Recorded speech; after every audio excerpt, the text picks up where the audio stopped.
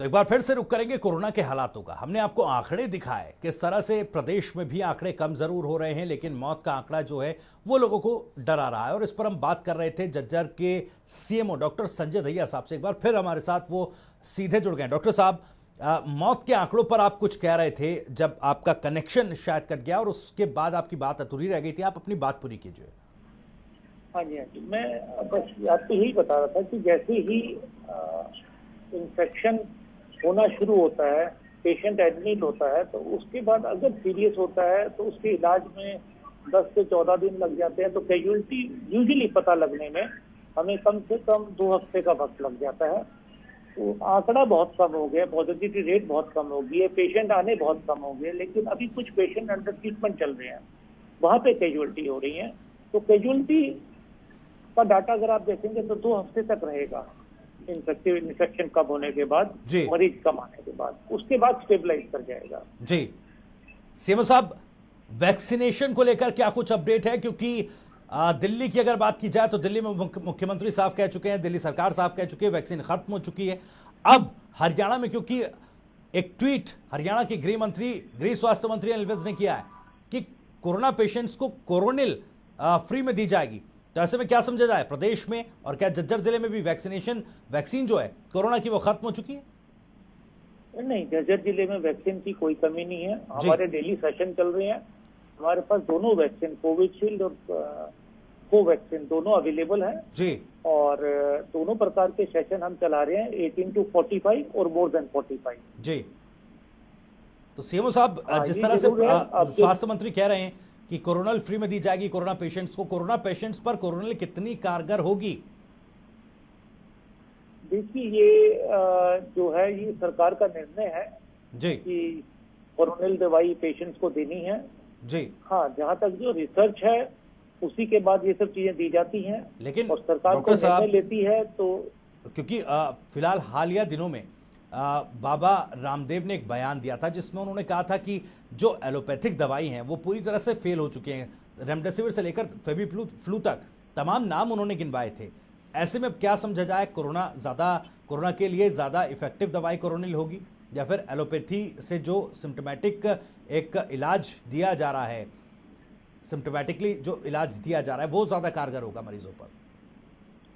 देखिए, मैं किसी स्पेसिफिक बीमारी का नाम नहीं लूंगा, मैं सिर्फ आपको ये कहना चाहूंगा कि कोई भी बीमारी हो जी, उसको मल्टीपल प्रॉन्ग अप्रोच से चलना चाहिए जी। उसमें आयुष डिपार्टमेंट का भी बहुत इंपॉर्टेंट रोल रहता है।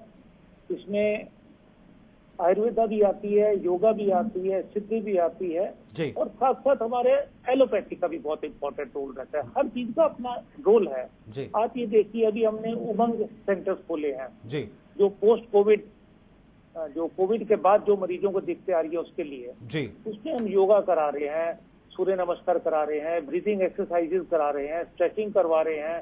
क्योंकि देखिए, कोविड हो गया, उसके बाद कोविड होने के बाद भी 2-3 हफ्ते, 4 हफ्ते, कई बार 12 हफ्ते तक पोस्ट कोविड सिंड्रोम पेशेंट को रहता है, जिसमें एंग्जाइटी रहती है, ब्रेथलेसनेस रहती है। तो इन सब चीजों के लिए देखिए एक कंबाइंड अप्रोच से हमें चलना चाहिए, जिसमें हमारा एलोपैथी भी होनी चाहिए, बिल्कुल एलोपैथी के साथ साथ बिल्कुल। संजय साहब, जैसा आप बता रहे हैं कि उमंग सेंटर्स खोले गए हैं, पोस्ट कोविड सेंटर, जिसमें योगा कराया जा रहा है, तरह तरह के आसन कराए जा रहे हैं, ताकि जो एक प्रभाव मानसिक तौर पर मरीजों पर पड़ा है उसको दूर किया जा सके। लेकिन मेरा सवाल ये कि क्या अभी पोस्ट कोविड सेंटर पर अगर हम ना जाए, जो मरीज भर्ती हैं, जो सीवियर कंडीशन में, उनको लेकर क्या कुछ जानकारी है, ये स्पष्ट करेंगे? क्योंकि ये जो बयान बाबा रामदेव का था, कई तरह की कन्फ्लिक्ट पैदा कर रहा है, कई तरह के सवाल इससे उठ रहे हैं। एलोपैथी का इलाज लोग लें या योग के जरिए कोरोना सही हो, इस पर क्या कुछ स्टैंड, किस तरीके से झज्जर में इसको आगे बढ़ाया जा रहा है? नहीं, देखिए, जहाँ एलोपैथी की जरूरत है, जो पेशेंट एडमिट है हॉस्पिटल में, उनको एलोपैथी से इलाज करा जा रहा है। जहाँ उनको साइकोलॉजिकल काउंसलिंग की जरूरत है, वहाँ साइकोलॉजिकली काउंसिल करा जा रहा है।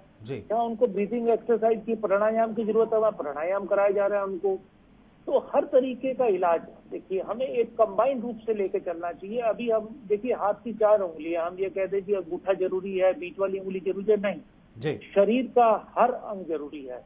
इसीलिए ट्रीटमेंट का जो भी प्रोटोकॉल है या ट्रीटमेंट की जो भी पद्धति है, वो सारी पद्धतियां इम्पोर्टेंट है अपनी जगह पे, उन सब की इम्पोर्टेंस है। ये है कि उस वक्त कौन से ट्रीटमेंट पे मरीज को डालना है वो बहुत जरूरी है, और उसके बाद पेशेंट को किस पद्धति की जरूरत है वो बहुत जरूरी है। जी तो इन डॉक्टर सब चीजों को देखते हुए हम लोग इलाज कर रहे हैं पेशेंट्स का, और हर पद्धति का उपयोग कर रहे हैं हम मरीजों के लिए।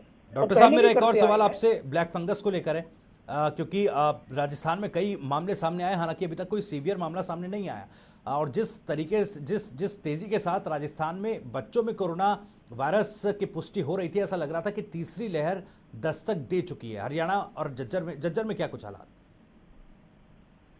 झज्जर में इस तरीके की तीसरी लहर का कोई मामला नहीं है अभी भी जी। हालात हमारे काबू में हैं, पर हम हर चीज के लिए तैयार हैं, हर वे से तैयार हैं।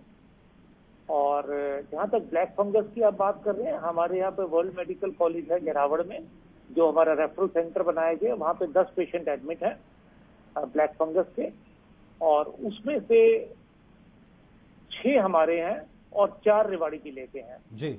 उनमें से 3 की डेथ भी हो गई है और बाकियों का इलाज चल रहा है वहां पे भी। दहिया साहब, स्वास्थ्य मंत्री ने ये बात खुद कही कि फिलहाल हरियाणा प्रदेश में ब्लैक फंगस के मरीजों को दिए जाने वाले इंजेक्शन की कमी है। हालांकि 12,000 डोज की मांग केंद्र सरकार से की गई थी, वो स्वास्थ्य मंत्री ये कह रहे हैं कि वो जल्द ही हरियाणा को मिलेंगी, लेकिन फिलहाल ऐसे इस वक्त क्या जो मरीज ब्लैक फंगस के सामने आ रहे हैं उनको परेशानी हो रही है दवाई की कमी से? देखिए, हमारे यहाँ वर्ल्ड मेडिकल कॉलेज में जो अप्लाई करा इन्होंने, कौन साइट एप्लीकेशन साइट है जिसपे अप्लाई करते हैं, और 4 मेंबर्स की कमेटी है जो निर्णय लेती है जी। जो ऑप्थेल्मोलॉजी के प्रोफेसर हैं चौहान साहब, उनके अधीन बैठती है वो। तो हमारे यहाँ अभी तक ऐसा कोई मुझे इंफॉर्मेशन नहीं आई है वर्ल्ड मेडिकल कॉलेज से कि उन्हें दिक्कत हुई है।